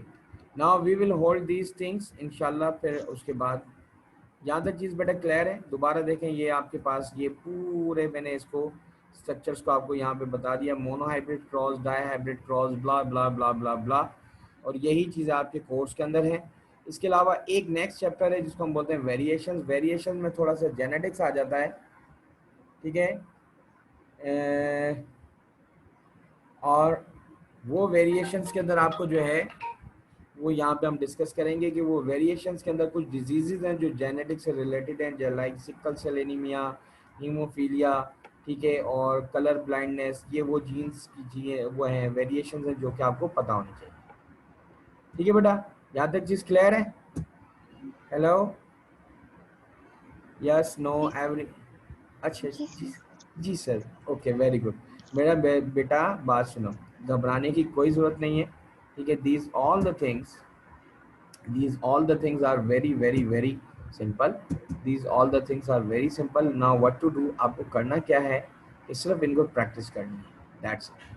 Just you need to do practice, ठीक है। अब मैं आपको एक चीज़ बताऊं, your genetics chapter has been completed, जिसके अंदर जो मोटी मोटी चीज़ें थी ओके हमने, सर। इसके अंदर आपके ये मोनोहाइब्रिड डाई हाइब्रिड क्रॉस है, और एक और क्रॉस है जिसको हम बोलते हैं टेस्ट क्रॉस। तो उसको हम देख लेते हैं कि टेस्ट क्रॉस बेसिकली होता क्या है। कि टेस्ट क्रॉस जो है ये हम कहते हैं कि इसको हम बोलते हैं बेसिकली टू आइडेंटिफाई और टू टेस्ट द होमोजाइगोसिटी और हेट्रोजाइगोसिटी। इसमें हमारे पास एक पेरेंट जो होता है वो नोन होता है कि वो होमोजाइगस है, ठीक है। लेट्स सपोज कि मैंने यहाँ पे एक पेरेंट ले लिया, वो पेरेंट जो है मेरे पास क्या है, वो होमोजाइगस है, ठीक है। ठीक है, वो होमोजाइगस है, उसके अंदर जीन्स मौजूद हैं ए एंड ए, ठीक है। ये होमोजाइगस है और इसकी जीन्स ये मौजूद हैं, आई दिस इज ऑलरेडी नोन। अब ये जो दूसरा पेरेंट है ना, उसकी जीन मुझे नहीं पता। अब ये जो करेक्टर है, ये इसका मैं स्किन का करेक्टर ले लेता हूँ, या फिर मैं इसकी हाइट ले लेता हूँ। जैसे ये टॉल है, ठीक है, ये ए और ए, मैंने कहा कि काफ़ी अरसे से हम टी टी टी पढ़ते हुए आ रहे थे, तो ये आपको वो ना हो, चलो मैं इसको टी बना देता हूँ, ठीक है, ताकि आप इसको याद रख सकें कि मेरे पास एक प्लांट मौजूद है जो कि होमोजाइगस है, और इसके मैंने एंथर्स को रिमूव किया हुआ है, या मैंने इसकी ओवरी को रिमूव किया हुआ है। अगर ये मेल है या फीमेल है, डिपेंड कि ये होमोजाइगस है, और इसकी जीन्स हैं वो हैं capital T, but I don't know what is the gene of that plant, ठीक है ना। अब इसकी जीन मुझे नहीं पता, मैंने क्वेश्चन मार्क बना दिया। अब मैं यहाँ पे इनको क्रॉस कराता हूँ, मैं क्रॉस कराता हूँ, और यहाँ पे जो पेरेंट है, वो जो इसकी जनरेशन प्रोड्यूस होती है वो भी टॉल है। अगर वो टॉल आ जाती है तो what does it mean, this is recessive. क्या ये बेटा, ये रेसेसिव होगा। क्या होगा बेटा, ये रेसेसिव होगा। और ये दूसरा वाला क्या होगा, ये डोमिनेंट होगा। सही अब मैं, सर। ठीक है, अब ये जो F1 जनरेशन थी ना बेटा, this is the F1 generation. अब अगर मैं इसकी F2 जनरेशन लेता हूँ, तो F2 जनरेशन का अगर मैं क्रॉस कराता हूँ, तो नॉर्मल आपके पास अगर दोनों ही पेरेंट अगर होमोजाइगस हो, तो F2 जनरेशन का रेशो क्या आता है, F2 जनरेशन का जो रेशो आता है वो आता है 3:1, यही था, ठीक है। अब F2 जनरेशन का अगर रेशो आता है 3:1, ठीक है, यही था। यानी कि अब मैं ये कह रहा हूँ कि ये रेसेसिव ओके जीन्स जो सर। हैं, वो रेसेसिव जीन्स जो हैं वो आगे की तरफ शिफ्ट हुई हैं, ठीक है। लेकिन अब मुझे ये नहीं पता कि ये हेट्रोजाइगस है या होमोजाइगस है। I still I don't know is it homozygous या हेट्रोजाइगस। ठीक है, इसमें जीन्स हैं, अब इसमें ये होमो है या हेट्रो है आई डोंट नो, लेकिन ये तो पता चल गया कि इसकी रेसेसिव जीन्स आगे गई हैं।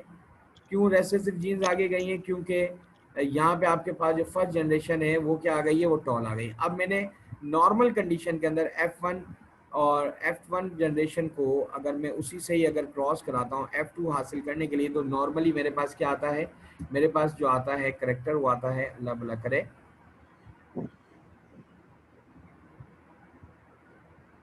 वो आता है 3:1। लेकिन हुआ कुछ ऐसे कि जैसे ही मैंने इसको क्रॉस कराया, जब मैंने इसको क्रॉस कराया तो मेरे पास जो रेशो आया वो आया 2:2। जो मेरे पास जो रेशो आया वो कौन सा आया, 2:2। तो अब मुझे ये कंफर्म हो गया कि ये होमोजाइगस तो हो नहीं सकता, क्योंकि होमोजाइगस के अंदर फर्स्ट जनरेशन जो होती है वो होती है अपना, उसके अंदर जो है जेनेटिक करेक्टर जो होते हैं वो डोमिनेंट के आते हैं, लेकिन सेकंड जनरेशन के अंदर उसके जो करेक्टर आते हैं वो एक करेक्टर जो होता है वो रेसेसिव का होगा। तो इसका मतलब क्या हो गया, this parent is heterozygous not the homozygous.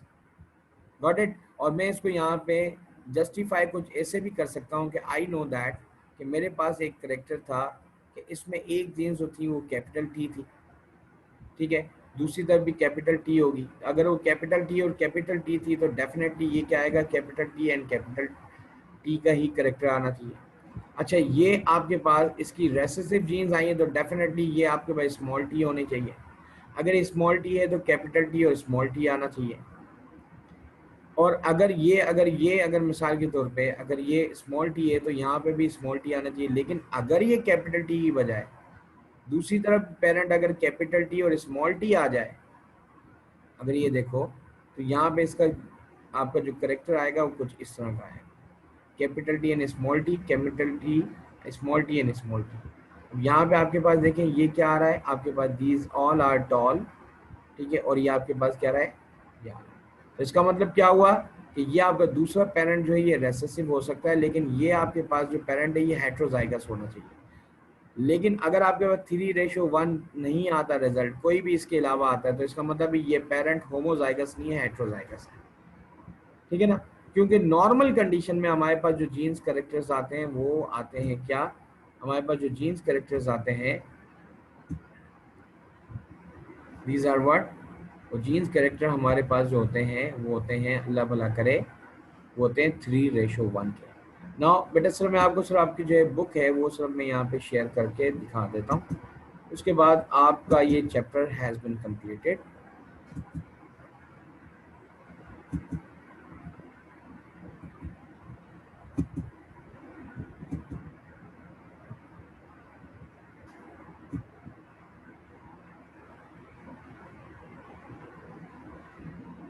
That is, ठीक है। अब देखें जो जो टॉपिक्स हमने कवर कर चुके हैं अब तक, अल्हम्दुलिल्लाह आपके भाई चैप्टर कंप्लीट हो गया। उसके बाद हमें अब पेपर सॉल्व करने हैं।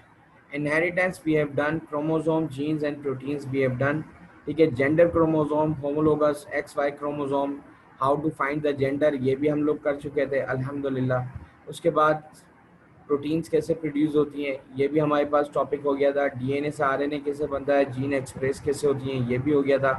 उसके बाद माइटोसिस किसे कहते हैं, मियोसिस किसे कहते हैं, ये भी हमने टॉपिक कर लिया था, ठीक है। स्पेशलाइजेशन कैसे है, प्रैक्टिकल वर्क मैंने कहा था इसकी तरफ नहीं जाइएगा, इसमें से बहुत कम प्रैक्टिकल वर्क आता है, लेकिन इसमें आपके माइटोसिस और मियोसिस के स्टेप्स पूछ सकते हैं। ऑल दो कि वो आपने सेल डिवीजन में पढ़े होंगे, लेकिन सेंटर रिलेट करके सवाल पूछा जा सकता है। The function of chromosome, stem cells किसे कहते हैं, स्टेम सेल्स का मतलब क्या होता है, अनस्पेशलाइज सेल्स, और ये कंटिन्यूसली डिवाइड होते रहते हैं और आखिर में जाके डिफ्रेंशिएट होते हैं। ये कल हमारी वाली क्लास में बात हो गई थी, ठीक है। अब ये अगर 46 क्रोमोसोम है, मेयोसिस की मदद से 23 होंगे, ये ओवम में भी 23 होंगे, मिलके जाइगोट बनाएंगे 46, और फिर ये एम्ब्रियो बनेगा, this is keeps the 46 chromosome, और इनके सेल्स होंगे वो स्टेम सेल्स कहलाते हैं, ठीक है। मियोसिस तक हम लोगों ने बात कर ली थी। उसके बाद हमारे पास जो टॉपिक आया था माइटोसिस और मियोसिस, इनकी अपना डिफरेंसेस, ये भी हम ऑलरेडी डन कर चुके थे। मोनोहाइब्रिड क्रॉस, जिसमें हम डोमिनेंट और रेसेसिव जीन्स को आपस में क्रॉस कराते हैं, एलील्स क्या होती हैं, pattern of inheritance, single factor inheritance जिसको हमने मोनोहाइब्रिड क्रॉस कहा था। अब जैसे मिसाल के तौर पे आपके पास अगर एक क्रोमोसोम है अगर उस क्रोमोसोम के अंदर जो है कैपिटल बी एक जीन मौजूद है ब्राउन आइज की और एक है एलील है ब्लू आइज की, ये दोनों आपस में क्रॉस हुए तो ये जाइगोट बनेगा, उसमें ब्राउन और ब्लू दोनों आइज की जीन्स मौजूद होंगी, लेकिन इसमें जो डोमिनेंट होगी वही जीन्स अपने आप को एक्सप्रेस कर सकेगी। ठीक है, अगर डाई हाइब्रिड क्रॉस है, अगर जैसे स्पर्म सेल है, इसमें एक जीन है वो है ब्राउन आइज की और ये स्पर्म है ये अपना कर्ली हेड्स का, अब ये दोनों जीन्स आपस में मिली तो ये आपके भाई ये डाई हाइब्रिड क्रॉस कराएगा, लेकिन इसमें वही जीन्स एक्सप्रेस होंगी जो कि डोमिनेंट होंगी। ठीक है, जीनोटाइप एंड फिनोटाइप के बारे में हमने ऑलरेडी पढ़ लिया, द 3:1 रेशो जिसको हम बोलते हैं सिंपल मोनोहाइब्रिड क्रॉस, और इसी तरीके से हमारे पास जैसे अगर ये होमोजाइगस ब्लैक है और होमोजाइगस ब्राउन है, ठीक है, अब ये आपस में अगर क्रॉस करते हैं तो इनकी वजह से आपके पास किस तरह के करेक्टर्स प्रोड्यूस हो रहे हैं, दीज आर द करेक्टर्स। ठीक है, अब यहाँ पे हमारे पास सिर्फ दो चीज़ें रह गई हैं, वो हैं क्या, वो हैं अल्लाह भला करे आपके पास incomplete dominance and complete dominance, ये चीज़ें आपको मुझे बतानी है and you will get the answers. कि टेस्ट ड्रॉस क्या होते हैं, just to find out the characteristics of parents. ठीक है बेटा, तो कल वाली क्लास के अंदर हमारे पास ये 2-3 टॉपिक्स हैं, ये हमें क्लास के अंदर कंप्लीट करना है। मीनवाइल मैंने आपको एक जो है भेज दिया है एक यूनिट, उसको आपको प्रैक्टिस करनी है बेटा, जब तक आप वो प्रैक्टिस नहीं करोगे you will not get the answer. ठीक है, ये आपके पास कुछ क्वेश्चंस हैं, ये मैं आपको दे देता हूँ, ठीक है, and you need to understand them. ये आपके पास ये देखें, I am just going to send you,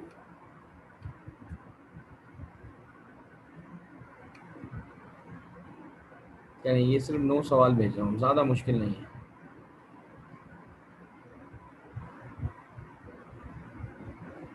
ठीक है, these are the 9 questions that I am going to share you.